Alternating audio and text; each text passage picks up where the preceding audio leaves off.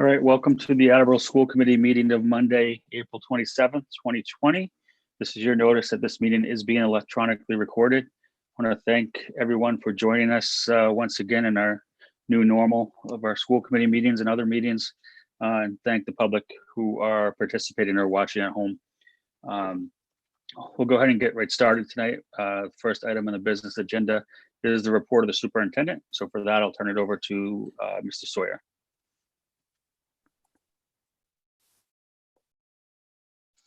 Still muted, Dave.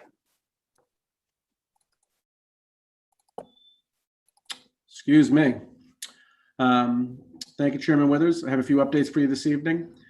Obviously, the governor's announcement last week sets a new course for us. It was not a surprise.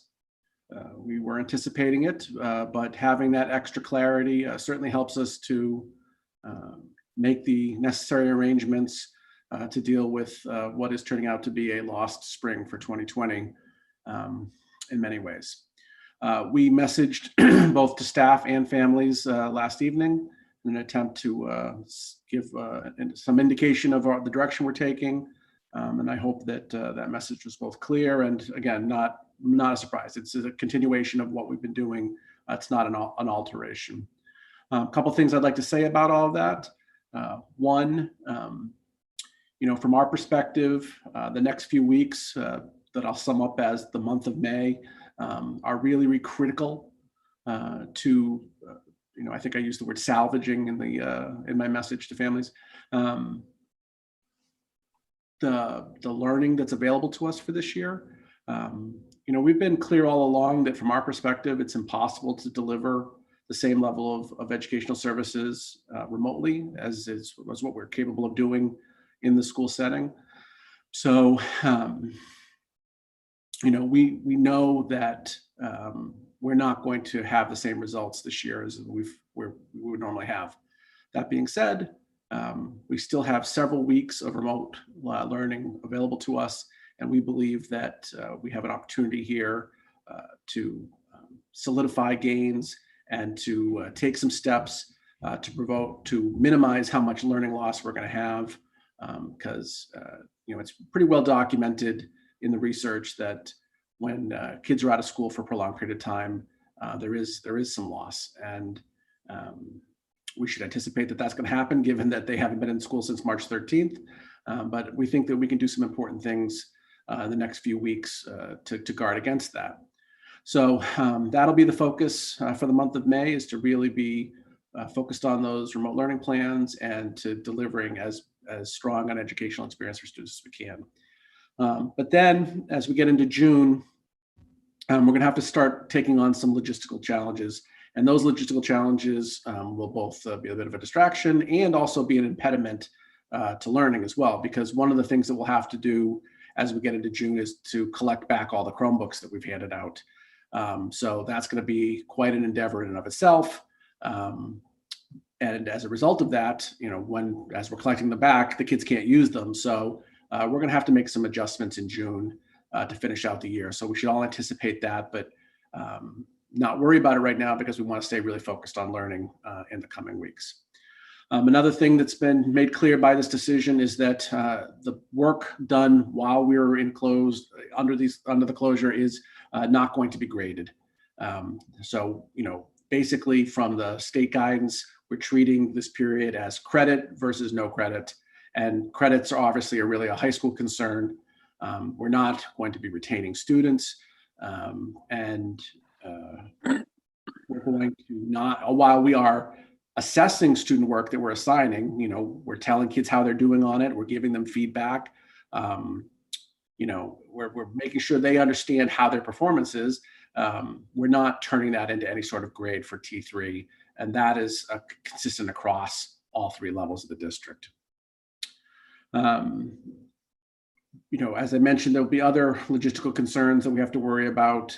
I know a lot of parents are very concerned about how to get personal belongings that were left in desks and lockers and things like that. And again, that's one of those June concerns that we'll be worrying about. But the biggest concern for certainly our high school age students is what we're going to do with graduation.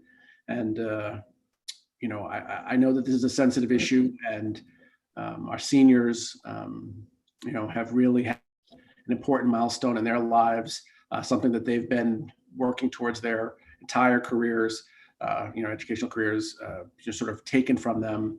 And I know that that's a big struggle that the high school is fighting on many fronts. So I thought it would be important to invite Mr. Rooney to join us to talk a little bit about how we're going to handle graduation. So I'll turn it over to Mr. Rooney. Thank you very much, Mr. Sawyer. It's a pleasure to be here tonight. I want to just start by thanking all of you on the committee for your service at this very difficult time. I know that you have your families, your jobs, and as a member of this community, it's very rewarding to me to see the service that you're providing to us. And I know I speak for several of my colleagues. I just want to publicly thank the superintendent as well as his entire central office leadership team for the just incredible leadership that they've provided for us. The communication has been outstanding. They're always available to us even in normal conditions, but if I didn't take this opportunity to publicly thank them. As far as graduation is concerned, I've said multiple times how heartbroken I am, and many of us are, for the class of 2020. They've had a very difficult go of it since their school year started with the EEE restrictions, and now these very unforeseen circumstances. And I am very grateful to all of the folks in the community that have provided various suggestions. Those suggestions are not taken lightly. I'll speak a little bit later about how some of those suggestions are going to be discussed. But obviously some of those suggestions are in communities where the senior class is significantly smaller than the 400 or so kids that we have graduating later this May. The issue is something that we've been discussing even before the governor made his final announcement. We started putting a few things in place. I'm very grateful to those of you that have shared the social media posts that the high school put out there to salute not only our Attleboro High School, but also our ACA seniors through social media. I've also seen a lot of folks around the city that have put them on their mailboxes, windows, doors. It's very rewarding. And I'm also very grateful to our Blue Pride Ambassadors Club, as well as the Gridiron Club, that is providing lawn signs for our seniors as well. So those are in the final stages, and we hope to be able to provide an opportunity for families to come pick those up soon. But what to do with the actual ceremony is where we've been spending the majority of our time trying to figure out what's the best way to be able to celebrate the class of 2020, knowing that we wouldn't be able to come together at Tozier Cassidy Field on May 29th. And I've had multiple conversations with the superintendent. I've had multiple conversations with my team. But I've also participated in some Twitter chats with several administrators up and down the South Coast, and the Hockomock League principals have met multiple times to run some ideas by one another. And I think one of the most common themes is that we have a responsibility to do the best we can to make memories for these students and their families. Nobody is going to be satisfied, yours truly included. I want the type of ceremony that we would always deliver on May 29th as much as anybody else does. But we know right now that's not a reality. So we put out a survey for our seniors and their families this morning. One option was to just stick with the May 29th date, have a virtual ceremony that's conducted through our partners at AACS, and distribute diplomas when appropriate. The second option was to hold out some hope for some sort of in-person ceremony in early August. And If for some reason in, mid to late July, we find out that the public health guidelines have not been loosened enough, then we have the virtual ceremony that will be recorded, and that we would be able to premiere that on the date that we would propose to you for August. So that survey is trending towards the holdout hope option B. But I don't, I haven't had everybody participate yet, and I don't feel comfortable commenting percentages because of the fact that it hasn't been completed yet. That survey is going to be completed on Wednesday. And we also have a graduation group that represents several constituencies that is getting together Wednesday night. That has parents on it. It has our senior class council, our senior advisors, and other constituencies that are represented. I appreciate Mr. Storr's willingness to join us for that. And we're going to do the best we can with that group getting together to provide the best opportunities we can to make memories for the class of 2020. I would say now that if anybody has any questions for Mr. Rooney, this would be a good time to raise the questions about graduation. If anyone has any questions, just raise your hand and I'll make my way through. Anyone? All right. All right. Mr. Sawyer, one question I had that's been raised, I don't know if it's best for you or Bill or Ms. Regan, is with regards to, you mentioned the pass and fail and credit for grading this year, and how that's going to impact class rank and GPA for students. Yeah. So it's going to be handled a little bit different at all three levels, but obviously the GPA concern is a high school concern, and students who participate and do enough work to be granted credit will be getting a grade of credit, and people who don't will be no credit, but neither of those affect GPA. This trimester has no effect on GPA either way. Okay, thank you. Any other questions? No. Okay. All right. So again, thank you, Mr. Rooney, for helping with that. A couple other updates. I just wanted to tell you today that as our ongoing lunch program, we had 170 lunches distributed today, and 12 went to the Council on Aging. So that continues to be a robust program. I know that we're getting some sense of the impact of it. Mr. Furtado, did you want to talk a little bit about our estimates on how the funding of that program is going to go for the rest of the year? Sure, happy to. So we, projecting the kinds of numbers we're seeing now and expecting that to kind of hold through the month of June, where we anticipate kind of finishing up. The program, as we're running it and excluding the cost of delivery, is going to be about $50,000. We're getting reimbursed for the meals since school was shut down at about $3.40 per meal. So we're going to generate about $30,000 in revenue. So the net impact on the district is going to be about $20,000. We feel pretty good about being in a position to absorb that in the school lunch program. To do that, we've done a couple things. We've relieved Whitson's of their revenue goals. As you may recall, the contract is predicated on them hitting certain financial goals, or they forego their fees. So we have relieved them of those obligations. We're going to pay them their fees, and I'm fairly confident we're still going to end up in the black overall for the year. Thank you, Mr. Furtado. So we're very proud of our program and how successful it's been. As we predicted, the numbers went up over time. They've sort of flattened out now. As you know, we added the Saturday component on Friday, so we give out 2 lunches on Fridays.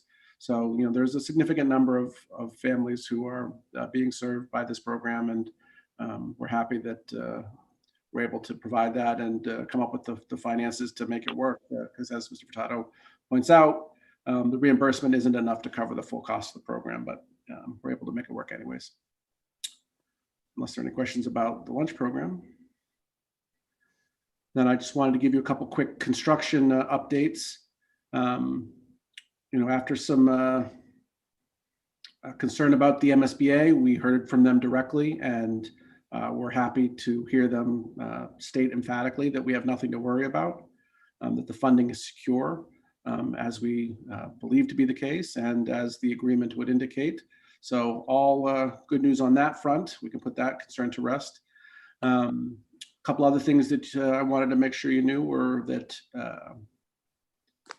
because of a production problem, we did have to change, or do have to change, the bricks that we're using on the building.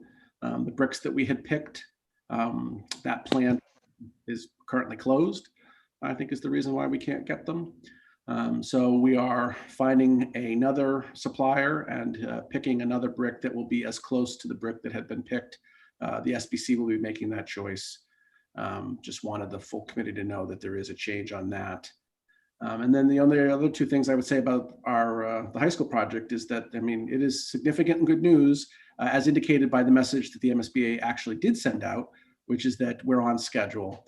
And that's because, it's the communities that aren't able to maintain their schedule that are facing cost overruns that the MSBA does not account for in the funding formula. So that message was really intended for them.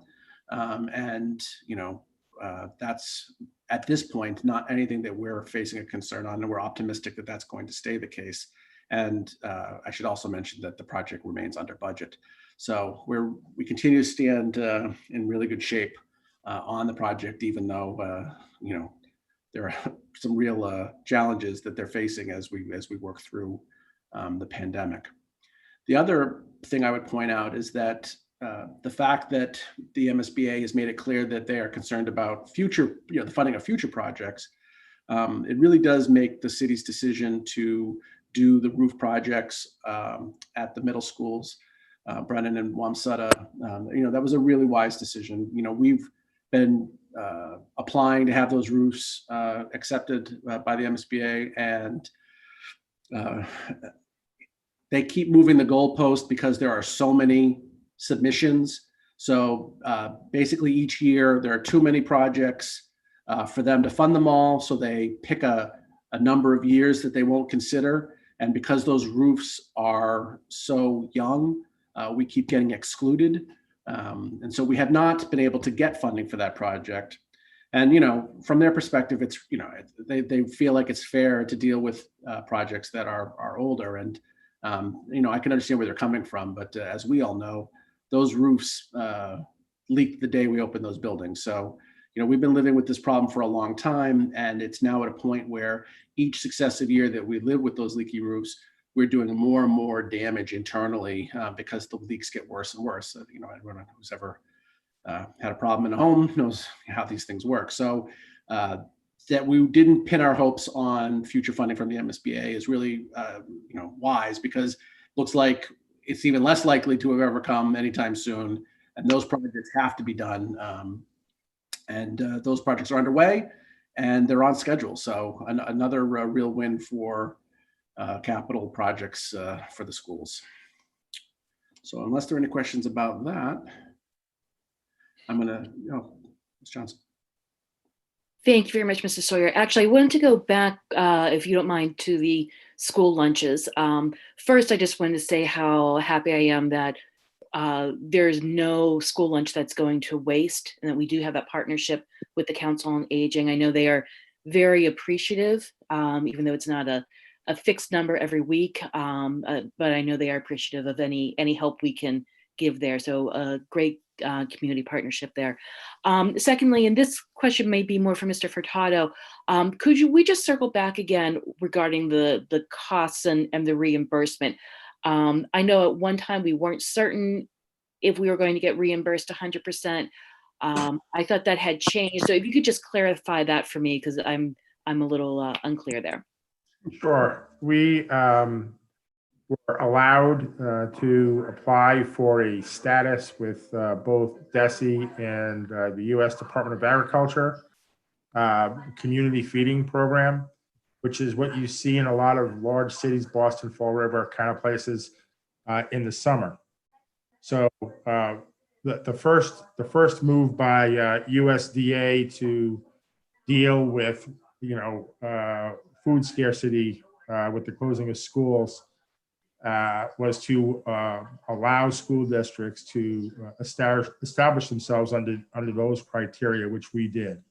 So in doing that, we essentially get reimbursed for every lunch served since school closed, and it relieved us of the requirement to identify free and reduced students. It's a community feeding program, so we can provide school lunches to all families that need it, independent of the status with our lunch program. That answers my question. Thank you very much. I appreciate it. Okay, at this time, I'd like to shift over to some of the other updates we have on our school closure.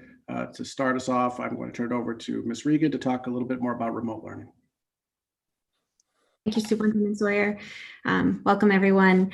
I do want to just take this opportunity to continue to thank everyone that's at home listening, that's been working with their children at home, to all of our classroom teachers and all of the other staff that has been working tirelessly to help support our students and families. And we really couldn't do this without everyone's support and help along the way. But I did want to share with you a couple updates.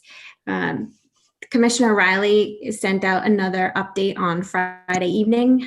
One of his main components was continuing to talk about engagement, and that has also been one of our main components of the remote learning plan, really trying to connect with our students that we haven't heard from and continuing to reach out to all of our students in a positive way, just to check in on them, see how they're doing, check on their health, check on their social emotional status. We feel that that's just as important as their academic needs. The next part that he gave us some guidance on is the release of power standards. So as a district, we had already started that work. We were really streamlining the work that we were sending home, or starting to streamline the work that we were sending home to families. And so we've taken a look at the commissioner's guidance and are continuing to do so. And you'll see results of that in the remote learning plans over the next few weeks as the process continues to be worked on. The other piece that I wanted to talk to you about is the remote learning plans themselves. One thing that we've asked our teachers to do is to move a lot of their lessons and their explanation of how to do the assignments into Google Classroom. So now all of the information will be in one location, so families will be able to access the assignments, the communication, the video conferences, everything will be located in one platform. And so we're hoping to make it much easier for families to navigate at home. The only other thing that I did want to say is, please, we thank you for everything. We thank you from the bottom of our hearts for all the work that you are doing at home. But please, if there's something that is too challenging, if there's something that is too easy for you at home, please reach out to us and let us know. We want to work with you. We want to make the adjustments that work for you and your families. We want this to be a positive experience as much as we possibly can make it from now until the close of the school year. I also want to thank everyone that completed the survey that we sent out last week. Did want to share with you some of the numbers that we received. About 67% of our respondents said that we had a very positive response to our plan to the closure of school, for the closure of school. 65% shared that our communication has been clear and transparent. And when we asked families how easy or difficult the coursework has been for them since the close, about 43% indicated that it was either very difficult or extremely difficult, 25% that it was either easy or difficult, and 30% that it was extremely easy or somewhat easy. So, we're trying to meet the needs of a lot of different people in the district. And so the fact that we had such a range in whether or not the work was easy or difficult just lets us know that the best that we can do is to respond to what your particular needs are. And that's why it's so important for you to reach out to us whenever you feel that you need to. So thank you so much. Does anyone have any questions? Rob?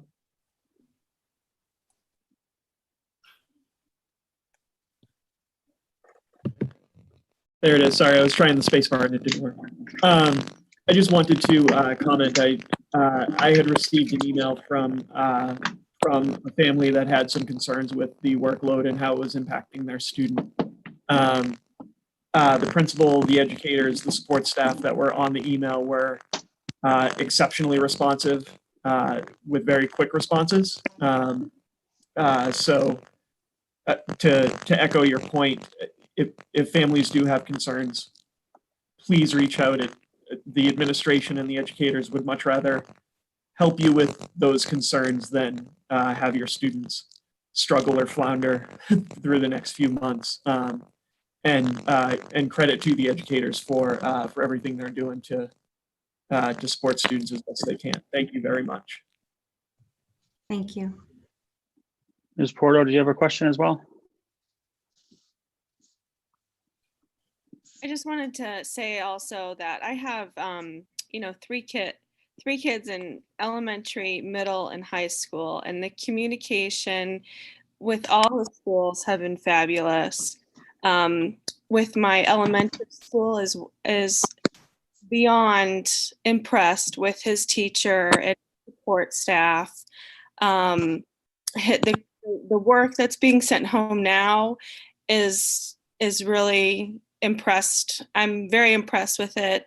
But one question is, if there's families with children who were struggling before the whole shutdown happened, what kind of support will they get in the summertime if you're borderline summer school level? That's my question. So right now, I've been working with the Title I coordinator, as well as the person that coordinates our ELL summer programs. And we're trying to put together different scenarios based upon the response that we get from the state and whether or not we'll be able to fully function as a school, and based upon the safety of all of our students in the summer. Regardless, we're planning for a completely remote situation where we'd still be able to provide services, some sort of a hybrid situation, or a face-to-face situation, but we don't know exactly what that'll be at this time yet. Thank you. Yeah, Mr. Hill? Given all of the great work you've done though with the communication, 65% is wonderful given all the strange circumstances, but just in the spirit of improvement, how can the communication be improved to increase that level of clarity, in your opinion, or what things were unclear? Any sense of that kind of stuff? Yeah, I think a lot of it stemmed from the remote learning plans, that it being the first time that parents had seen them and not really understanding what to do with all of the information. And I have to be honest with you, we thought that they were a great idea in the beginning, but we knew going into it that they needed to be changed, or they were going to need to be changed or modified going into it. And so thank you to everyone who gave us all of that feedback right away, because we were able to quickly transition to going into Google Classroom. And I think that was part of it. Parents were getting emails. They were getting emails from their teacher. They were getting emails from their principal. They were getting emails from the central office staff. And I think there was so much communication, it was almost overwhelming. So we've tried really hard to scale some of that communication back and put it all in one place so that it was less overwhelming and more streamlined. That makes total sense. And I think the effort to be very responsive, it could be confusing, but it was all in good intentions. So. Yes, yes. Any other questions? All right, then moving along, we'll ask Ms. Maderos to update us on special education. Hi, all. Thank you.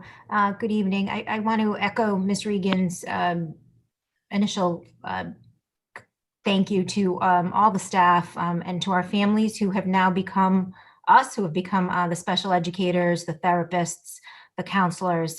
They are working hard at it. So I really want to thank them as we continue to work with them. My 4 updates really are geared towards really to update all of you, but also really generated from what families have been asking us and what we've kind of, as we move forward, particularly with the extended closure.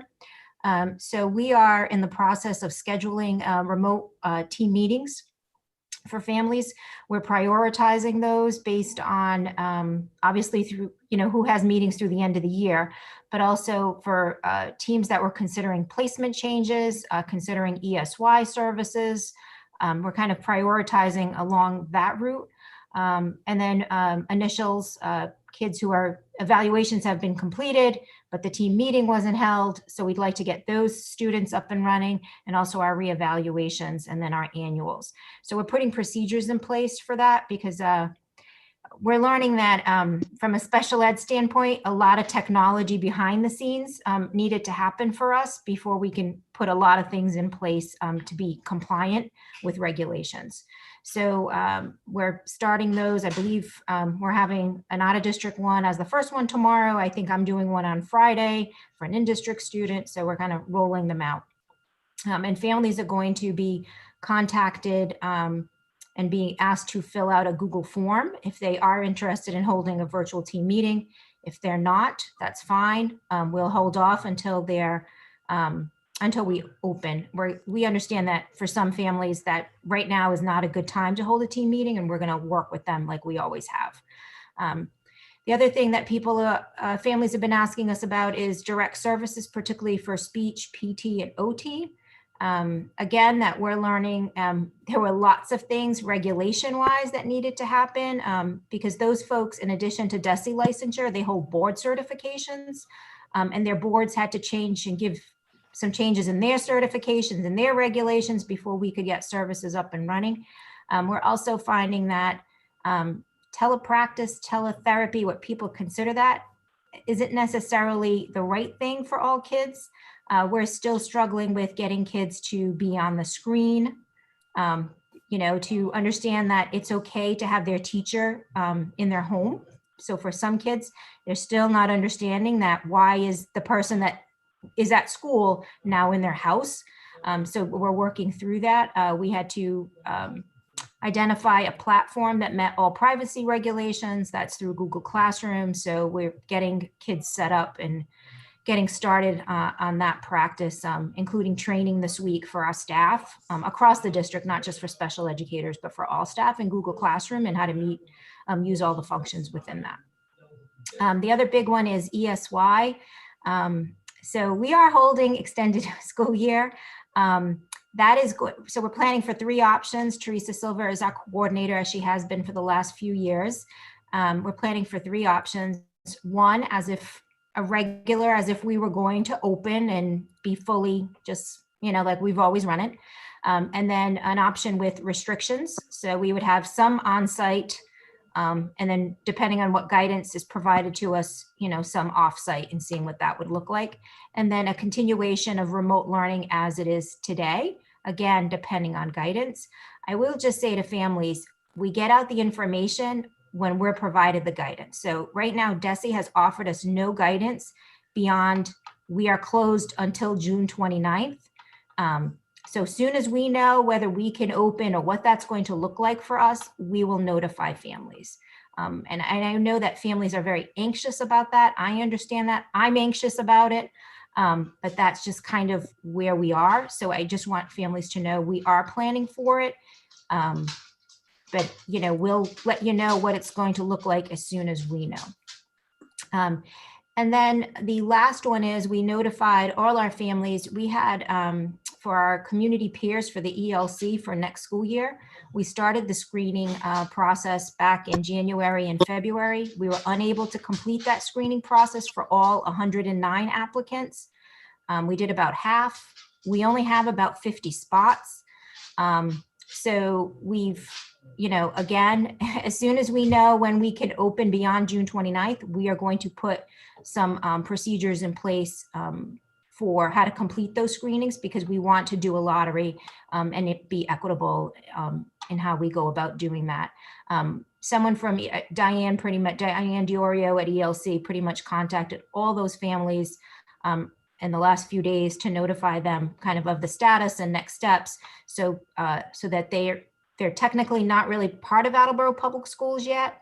They're part of the community, and we wanted to make sure that they were notified kind of where we are, because there were lots of questions about that. So I don't know if you have any questions about special education.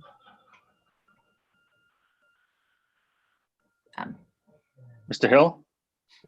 I Hi. just wondered if you could talk and just help me understand more just about how this kind of scales, or like how is it replicated, the special education services. I'm just kind of thinking in my mind. So if a student was maybe part of a pull-out program for 1 hour a day, or, whatever the actual service is, how does that get replicated in this remote learning, or how is it scaled, or, what is the translation for this new system? Sure. So it's so I want to be clear. We can't replicate what we do in a school. We just can't.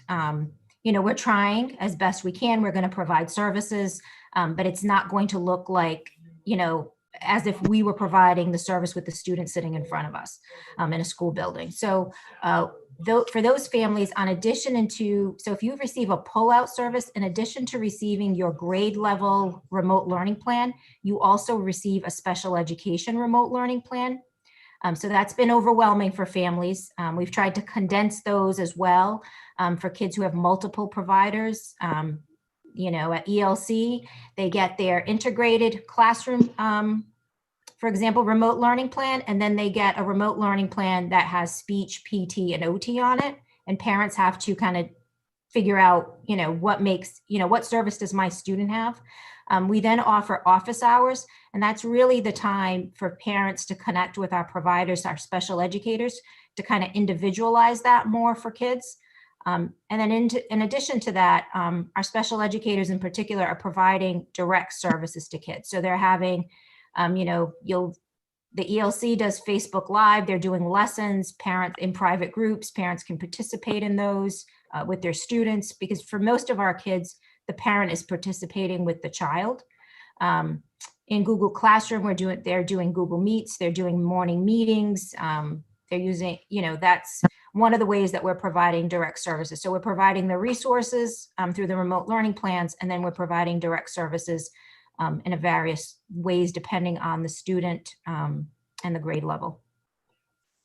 Thank you very much. You're welcome. Mr. Geddes? Ms. Madera, something I hadn't really thought of until you were talking about not being able to replicate everything at home. Are our residential programs, are the residential programs we use still in service, or have they dialed everything back? What are those statuses? So the private day programs, the collaboratives, the day programs, they are closed as well, and they are doing remote learning. The way that they've and in the residentials, depending on the status of the staff, because they also, just like nursing homes, are having some issues in the different residentials. I don't think that's a secret. But again, and some parents have chosen to bring their children home, and then once you bring them home, they can't go back right now, but they are receiving remote learning plans. What we've done is we've assigned a district person to every single out-of-district student as a contact. We receive those remote learning plans, we review them, we check in with the family. Are you hearing from the out-of-district program? Is it working for you? We receive logs from them. So that's kind of how we're monitoring that. But right now, I would say of our out-of-district students are receiving services as we are providing here in district as well.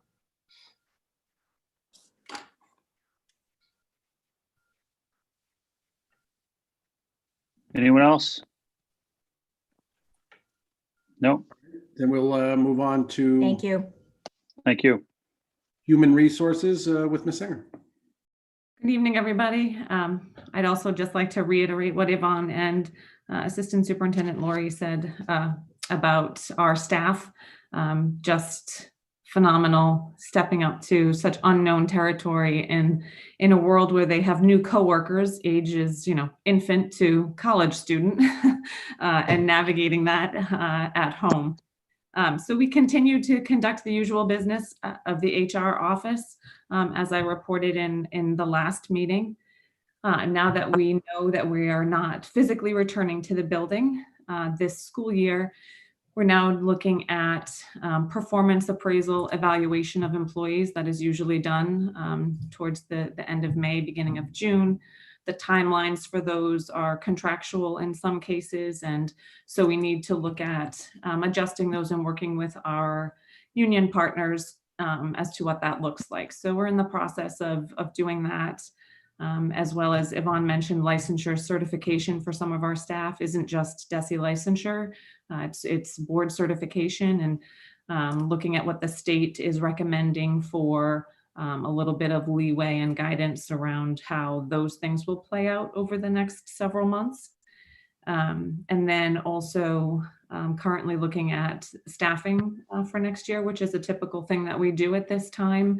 But now looking at, again, as Yvonne mentioned, what's our normal look like, and then what's our potential change look like, and how are we going to navigate the staffing for that? So just a couple things that we're focused on right now, as well as letting staff know that open enrollment did change. We usually do open enrollment at the beginning of April. That has now changed with the city to May 1st to May 15th. So letting staff know that that's being conducted in a different way this year. No information sessions and no in-person sign up for those. You need to contact the City Hall Personnel Office. So other than that, we continue to do our day-to-day remotely. Anybody have Any questions for Ms. Singer? No? Thank you, Ms. Singer. Thank you. Okay, and then our last update for you comes from Mr. Furtado, and it's about some of our vendors. Yes, good evening again. We with the closing of schools, school districts across Massachusetts found themselves in a sort of a precarious situation with transportation service providers. So our transportation service providers are essentially two: Bloom Transportation, which provides our full-size buses as well as our mini buses within the city of Attleboro, and then Vanpool, which does all of our out-of-district transportation, in addition to the students that our own drivers transport.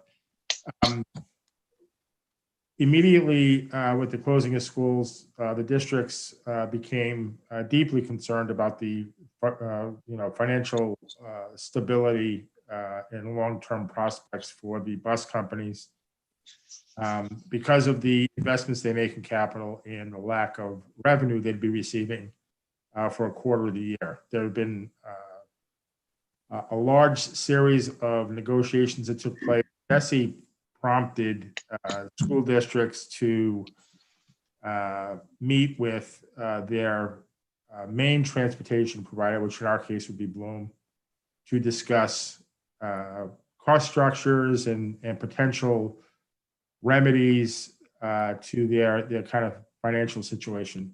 The problem with that, and it's a significant problem, is Mass General Law prohibits payment for services not rendered. So we've had multiple meetings with the city auditor.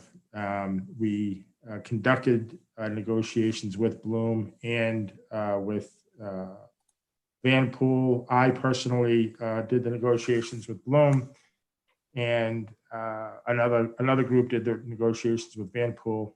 The discussions have concluded with the transportation providers. For Bloom, we have come to an agreement. Bloom serves 6 districts in the state of Massachusetts, and all 6 districts were part of the discussion. And Bloom has agreed to a payment of 30% of the normal, our normal bill to reflect their investment in capital. It does not cover their overheads. It does not cover their profit. It does not cover their employees. They have other potential remedies to those problems. It simply covers the capital that they invested in to serve our districts per the requirements of our contracts. So as a, for instance, Attleboro is pretty aggressive, and rightfully so, to require contemporary equipment. Other districts, not so much. We have a GPS requirement in there. We have a bus camera requirement. We have a lot of things that they have to invest in to serve us. The setting of routes, they do that. So the 6 districts agreed to a 30% payment to Bloom as a group. And again, that, we don't make any decisions. But that seemed to be the place where we all felt it was fair and equitable. With Vanpool, that number is 78%. And that's a whole different kind of kettle of fish. In both cases, I personally want to come out and say that I think the numbers are fair and equitable and right for the circumstance. So we need, as a school committee and as a school district, to consider approving those payments, which again does not assure those payments will be made. It's really up to the city auditor as to whether or not she wants to abide by what's becoming a kind of a pressure-packed situation. There's a lot of discussion about DOR changing that regulation in this circumstance. That has not happened yet formally, but my understanding is that there's a heck of a lot of heavy lobbying going on to relieve that condition on the payment for transportation companies. The other part you should be aware of is that for each provider in the state of Massachusetts, and I forgot what the number was, there might be 58 of them or something, a different group handled the negotiation for each one, and the agreements are pretty disparate. So,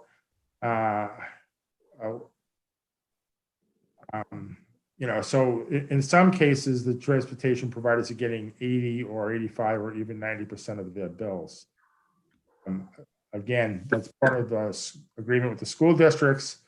That has nothing to do with what the city or town agrees to. So I just kind of wanted to make you aware of that scenario. We are having an MOA drawn up with the language that pertains to this agreement, and we'll bring it to the next school committee meeting for your consideration. And if you were inclined to agree with that, we would then pass it on to the city and wait for their judgment.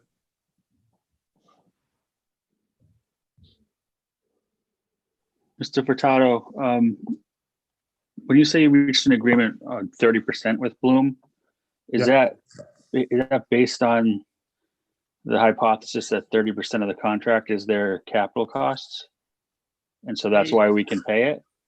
Yeah, or is it based on the hope that the state will change the reg? No, they provided us with very kind of top level. They are a private family-owned company. I'm sure you've had a ton of experiences with those kinds of things, and you never really know the story.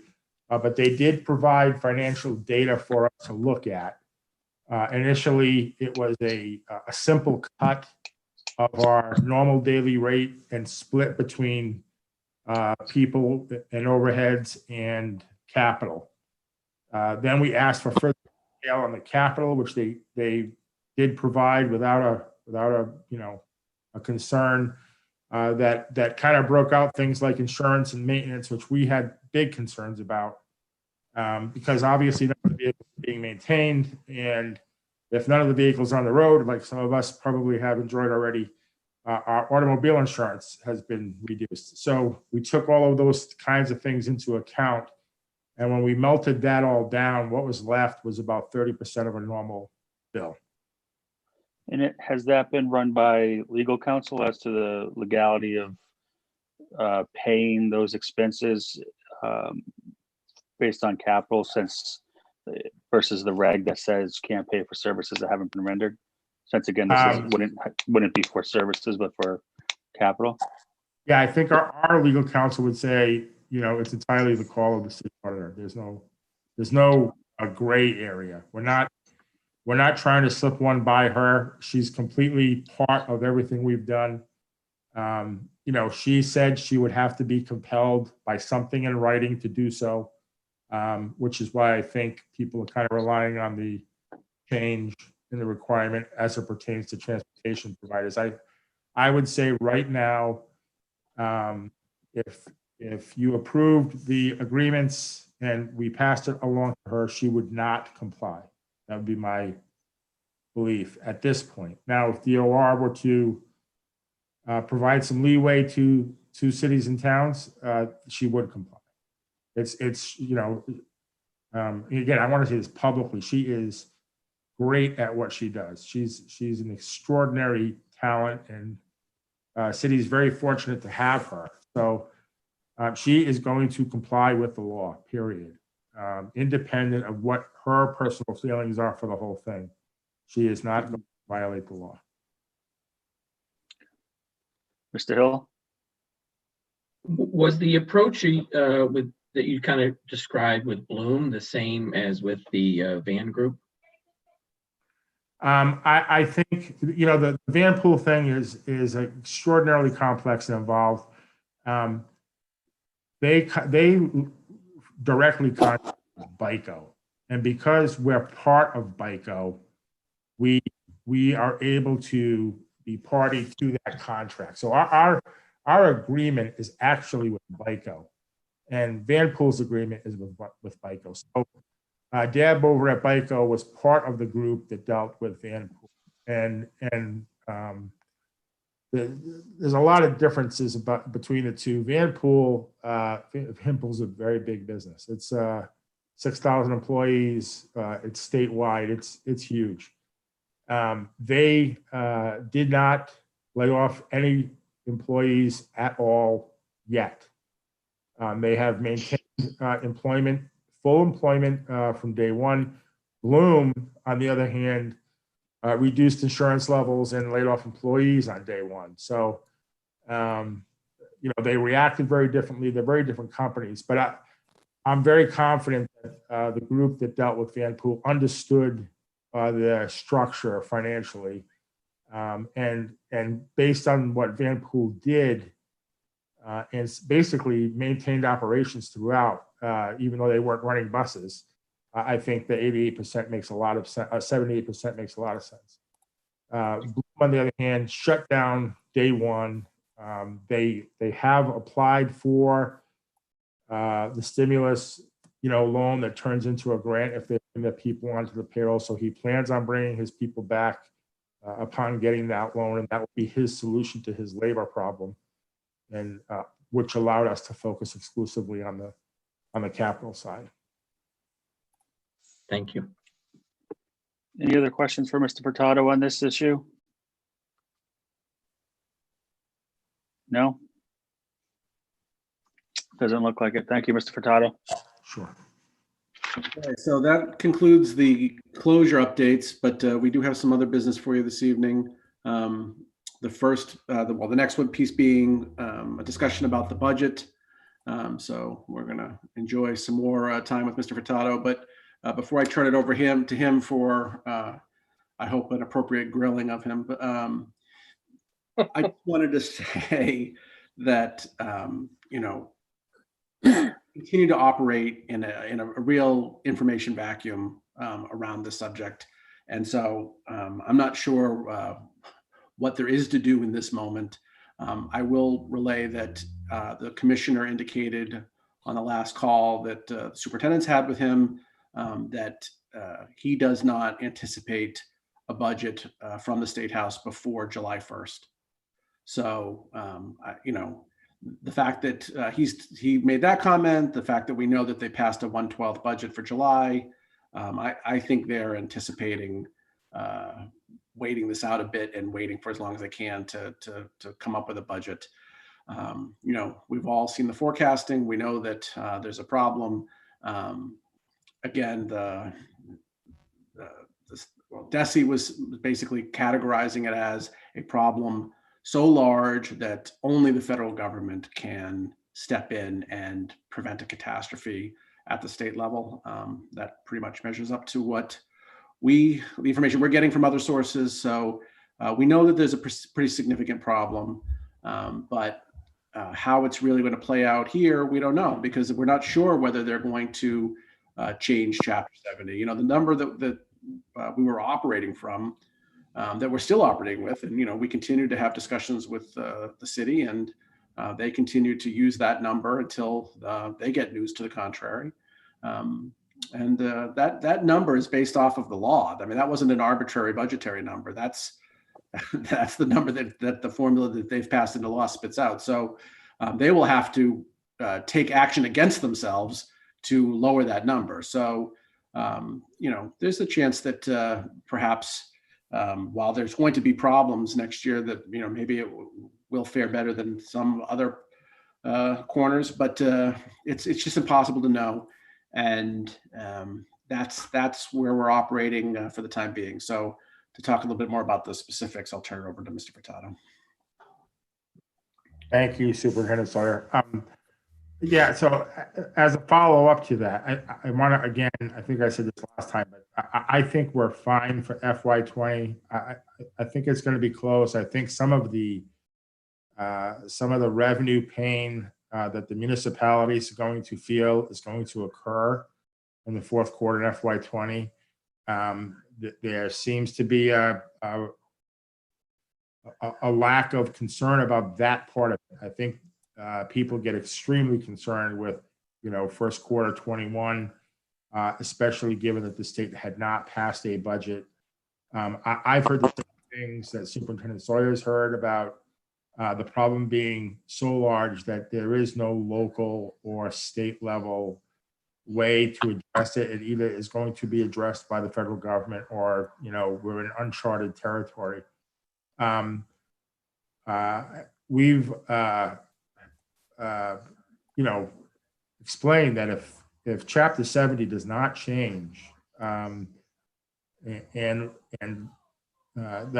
can only mean that the full brunt of whatever the problem is going to be felt by the city. And I certainly, my crystal ball doesn't work well enough to tell you what the implications of that would be, but we have waited for some indication that there's a concern about the $1 million above net school spending based on the restaurant tax. We haven't heard any of those concerns yet. I can imagine there won't be concerns, but we haven't heard them yet. We have been told to continue with the plans to replace the floors at Hill Roberts and Hyman Fine, which were a welcome surprise to us. And other than that, we haven't had any substantive talks about 21.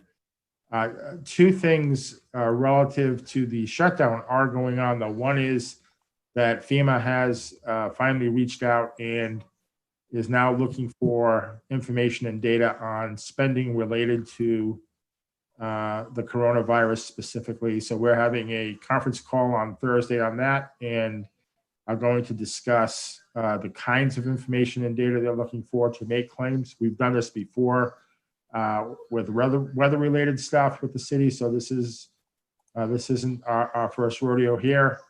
And secondly, today, I had been hearing through the numerous meetings and discussions in DESI that schools were granted funding for technology in light of the shutdown by the federal government. Nobody knows anything about it, but apparently it exists somewhere. Today, some congressional staff members for the state of Massachusetts reached out to the mayor and indicated to him that these funds did indeed exist. So I will be tapping into them later on this week to discuss what the funds are and how much they are. You know, the numbers that were being thrown around, again, in an uninformed way through various meetings and grapevines was, you know, $1 million for the city of Attleboro. I don't know if that's true, but it's rooted in technology and primarily in establishing, you know, at-home learning opportunities for students. So we're gonna see what that is and hopefully have some really good stuff to report out next time on that front. Mr. Furtado, can you explain what you mean a little bit when you say if Chapter 70 doesn't change, the brunt is going to fall on the city? Yeah. So, so as the committee knows, when we establish budgets, it's generated by the state creating a foundation budget based on our enrollment, and roughly half of that is funded by the state through Chapter 70, and half of that is funded by the city of Attleboro. And on top of those two things, the city has annually provided $1 million above that through revenue from the restaurant tax.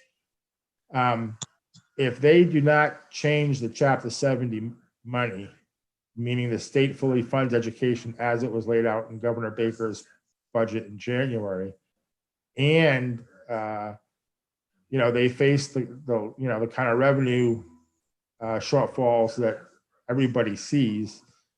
The only place to start dealing with that is at the municipal side of things, the local aid.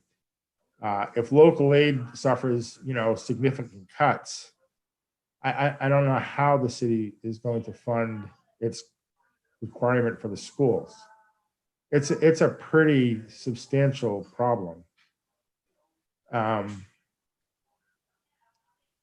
Is this a problem for 21, or is it more of a problem looking forward for 22? It'll hit us in 21. Well, is it 21? Yeah. Has So, there been any indication from the city that we should expect or start planning on less from them? no, no. Like I said, they told us last week that they were gonna do the floors at the two schools, which is, you know, something around $600,000-$700,000. The one thing they did indicate, and you know, I'm sure Julie was going to hit on this later, is in our contract talks that they set some parameters in terms of COLAs. But other than that, there's been no substantive discussion about any concerns that anybody has. You know, the city auditor has some found concerns. Sure. Any other questions for Mr. Furtado on the budget? Rob? Mr. Furtado, at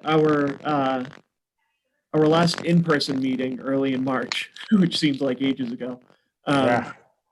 I believe you had mentioned that the budget for FY20 was trending to be pretty tight, primarily in terms of transportation.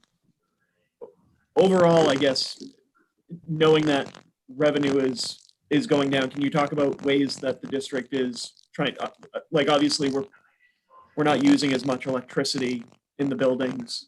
I'm guessing we're not heating the buildings as much as we typically would. What other savings are we trying to find, and how do we look for the remainder of this year? Yeah, I don't have a lot of great things to say. So I just received that same question from one of the unions, and you know, all of our costs are people. So we are reducing electricity a little bit, sure. And those budgets for most of this year would like dead on. So we may accumulate some money, but it's going to be tens of thousands. It's not six figures. It's nothing to have a party about. Heat is in the exact same kind of circumstance. 1 week into the shutdown, we decided to put buildings on unoccupied status. So they're being heated to prevent pipe freezing, but that's it. And so again, we might see, you know, $2 or $3 or $20, $30 or $40,000 from that, you know, because it's also the time of year where the heating season theoretically was over, despite what today was. So there's going to be some modest potential there. Transportation is a significant thing. So we run at about $75,000 a week with Bloom. If we don't pay anything, you know, that's over the course of 12 weeks. And if we pay the 30%, we're still going to be saving a substantial amount of money over the rest of the school year. That account was in a deficit of about $50,000 or $60,000 prior to the shutdown. So, regardless of what happens, there's no deficit there, and that could be a big number. But as you know, it can't support our operating budget, so that will go right back to the city, and that may be a six-figure number. And then finally, we have had all along, two relatively substantial challenges. One is having to do with special education. As you know, the mayor and Barry cut our tuition lines by $200,000 because they funded that tuition Stabilization fund. So, SPED has run exactly as it was planned and budgeted to run. So we have a $200,000 problem from an operating budget perspective there because of what was done at the beginning of the year.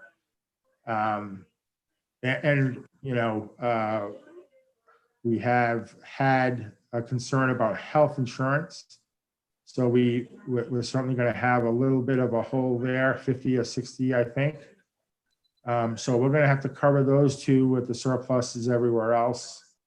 And at the end of the year, again, it's going to be close. It's going to be lean. I think we'll be fine. I'm not anticipating this being in the red, but it's not going to be a substantial return to the city or an opportunity for carryover of any meaningful number in our budget. And with that federal money being tied to technology, would it be possible to transition? Do we think that it's all going to be needed for technology? And would we be able to move some technology money to other lines to cover any overruns, or? Not in 20. My understanding is that'll come later, but that will allow us to accelerate our Chromebook plan. And, if we open in September, be in a position that we wanted to be at the end of the following year. Because of what happened this year, we're already pretty close. Depending on what comes back, we're thinking we're 600 or 700 Chromebooks away from being one-on-one at middle and high. So we're in pretty good shape, and if this money does exist, is of anything, six figures, we're gonna be able to do that. Excellent, thank you. Any other questions for Mr. Furtado? No? All right, thank you, Mr. Furtado. All right, so the administration's final item tonight is in relation to the Student Opportunity Act. And for that, I will turn it back over to Assistant Superintendent Regan. Thank you, Superintendent Sawyer. So I believe you received the actual plan in your materials. Just wanted to quickly review the 3 priority areas that were selected that were already part of our plans moving forward. One was to implement a research-based early literacy program. That's something that we were already in the process of doing and already in discussions about. The second one was to expand access to career and technical education programs. Again, something that we've already spoken about in numerous settings due to the opening of our new high school and the programs that were associated with that. And then the last one and final one, which is something that we continually talk about every time we meet and talk about budget and what our top priorities are, is to increase personnel and services to support our students in all subgroups.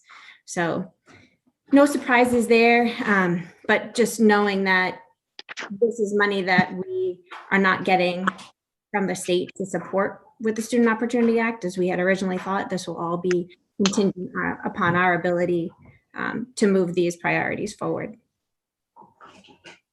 So, Thank you. At this point, I would entertain a motion to certify the Student Opportunity Act plan for Attleboro Public Schools. So moved. Second. Any discussion or questions? So raise your hand, Mr. Domenici. Just one, and it was just a quick one, Superintendent Regan. When I was reading it, I noticed, and maybe I just missed this. Are we now, according to this document, we're now in line to increase our CTE programs by 6 with the inclusion of the new high school? Because all this time I thought it was 4. So I just happened to notice that. So is it the radio and broadcasting and the marketing kind of newer ads? yeah, those are 2 that are pretty much cost neutral. They're programs that most CTE programs have, and luckily with Mr. Gay, our new CTE director, he was able to quickly evaluate some of the programs that were missing and what our students could benefit from, and those were 2 that he thought he could get off the ground pretty quickly. Thank you. That's fantastic. As I was reading through, I caught that, and I just wanted to. I thought those were the Delta. And what would that bring us up to? Closer to 20 CTE programs by that, or 18 by the time we're. I don't have the exact number in front of me, but maybe. Okay. Something That close was to that, and I completely agree. It's it's the benefit of having a leader in that position that has the experiences that will help us to maximize benefits of the building and our programming. So we're very excited to have Mr. Gay, and this is, I think, it's just a clear indication of what his leadership is going to bring to us. Thank you both. Any other questions? All right, not seeing any. I'm going to take a roll call vote. Mr. Withers, yes. Mr. Hill? Yes. Mr. Storrs? Yes. Mr. Larson? Yes. Mr. Domenici? Yes. Ms. Johnson? You're unmute.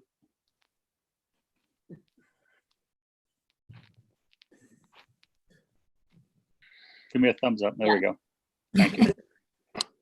Mr. Geddes, Yes. Ms. Sawyer, Yes. Ms. Porto. Yes. All right. Motion passes. Thank you so much. Thank you, Ms. Regan. Yep. Well, thank you very much, and that concludes my report. All right. The last item on our business agenda tonight is an annual item regarding the BICO Collaborative, where we need to report a representative for the Attleboro Public Schools. As is tradition and historically what we've done, we would appoint Superintendent Sawyer as our representative. And so at this time, I will entertain a motion to appoint Superintendent David Sawyer as the Bi-County Collaborative Representative for the Attleboro Public School District for the 2020 to 2021 year. So moved. Second. Anybody have any questions or discussion?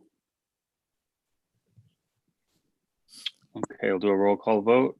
Ms. Porto, Yes. Ms. Sawyer, Yes. Mr. Geddes, Yes. Ms. Johnson, Yes. Mr. Domenici, Yes. Mr. Larson, Yes. Mr. Storrs, Yes. Mr. Hill, Yes. Mr. Withers, yes. Congratulations, Mr. Sawyer. Thank you so much. Next on our agenda, we have minutes from our April 13th, 2020 meeting. The minutes were circulated with your material, so at this time I will entertain a motion to approve. So moved. Second. Anybody have any discussion, question, or changes? All right, seeing none, I will take a roll call vote. Mr. Withers, yes. Mr. Hill, Yes. Mr. Storrs, Yes. Mr. Larson, Yes. Mr. Domenici, Yes. Ms. Johnson, Yes. Mr. Geddes, Yes. Ms. Sawyer, Yes. Ms. Porto. Yes. All right, thank you. Next, we have our consent agenda tonight, just one item. It's a motion to accept a donation in the amount of $25.20 school lunch balances from Ashley Mayfield to the Attleboro Public Schools lunch program to help resolve outstanding student lunch balances. Do you have a So moved. motion? So moved. Second, okay. Any discussion or comments? Ms. Porto, Yes. Ms. Sawyer, Yes. Mr. Geddes, Yes. Ms. Johnson, Yes. Domenici, Yes. Mr. Larson, Yes. Mr. Storrs, Yes. Mr. Hill, Yes. Mr. Withers, yes. And that wraps up our consent agenda. Last item on the agenda is open forum. I know we do have some viewers tonight, so what I will do is I will just leave it open for a minute or so. And if anyone has any questions they want to raise at open forum, they can type it in.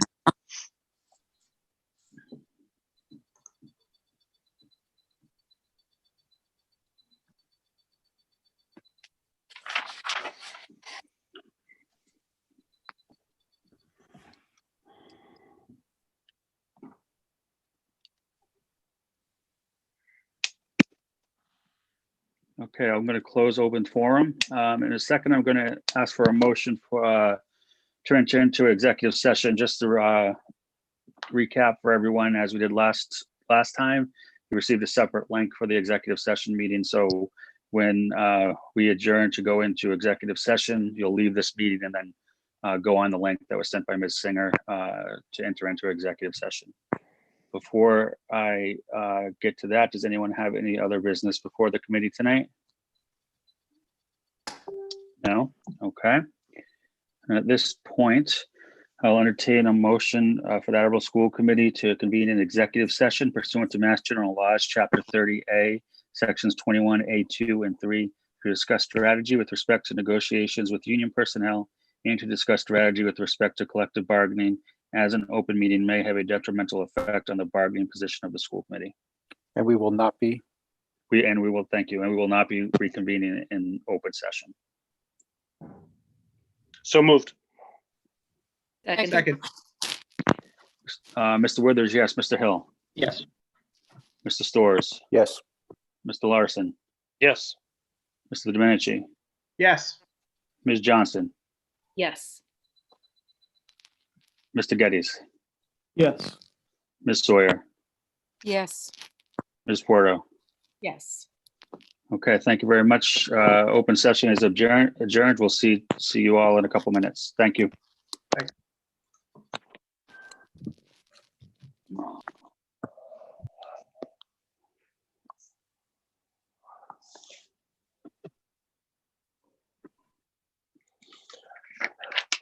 One now. You want to stand up? No, it's okay. I just gotta figure out how to get into the next one. Do you want more echo? No, that's all right.